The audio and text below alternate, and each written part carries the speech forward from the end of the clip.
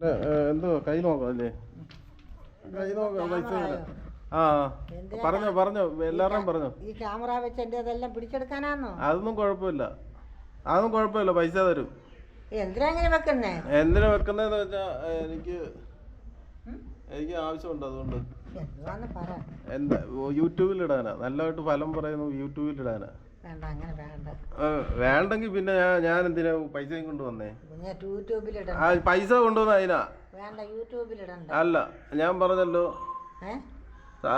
സംസാരം എനിക്ക് വീഡിയോ കിട്ടിയാലേ ഞാൻ പൈസ തരത്തുള്ളൂ. അതങ്ങനെ.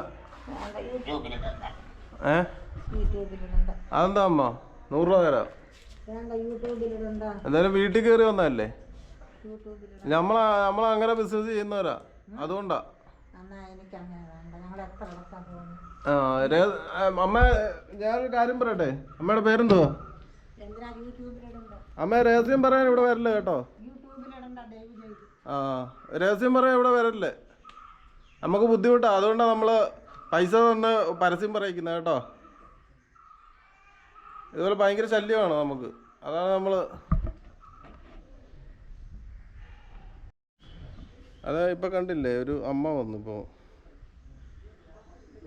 പക്ഷെ വീഡിയോ എടുക്കാൻ സമ്മതിക്കത്തില്ല, ഫലം പറയാൻ വന്നതാണ്, വിശ്വാസങ്ങളൊക്കെ പറയാൻ വന്നതാണ്. പക്ഷേ ഈ ആളുകൾ അങ്ങനെയാണ്, നമ്മൾ ക്യാമറ കണ്ടു കഴിഞ്ഞാൽ ഓടിപ്പോവും.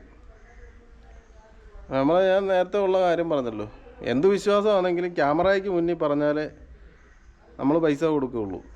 എന്ത് വിശ്വാസം, മതവിശ്വാസമാണെങ്കിലും ഇനി ആത്മവിശ്വാസമാണെങ്കിലും മനുഷ്യർ തമ്മിലുള്ള വിശ്വാസമാണെങ്കിലും അത് അങ്ങനെ നമ്മൾ യൂട്യൂബ് ചാനലും കൊണ്ടൊക്കെ ഇരിക്കുന്നതാണ്.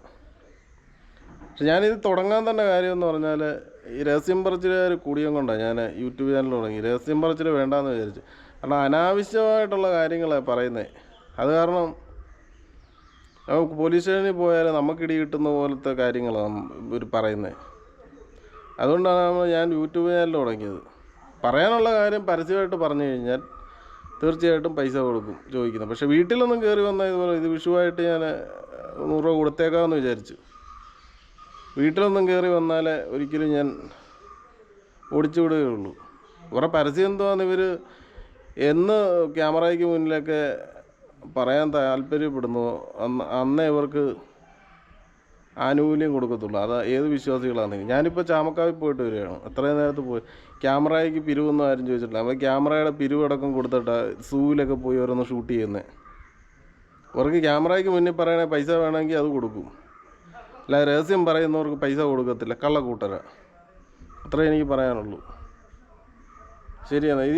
ഞാൻ പറഞ്ഞില്ലേ, ഈ വിശ്വാസ പേരിൽ ഒരുപാട് തട്ടിപ്പ് നടക്കുന്നുണ്ട്. നമ്മൾ ഉദ്ദേശിക്കുന്ന കൂട്ടല്ല. തട്ടിപ്പെന്ന് പറഞ്ഞാൽ ലോക തട്ടിപ്പുകൾ.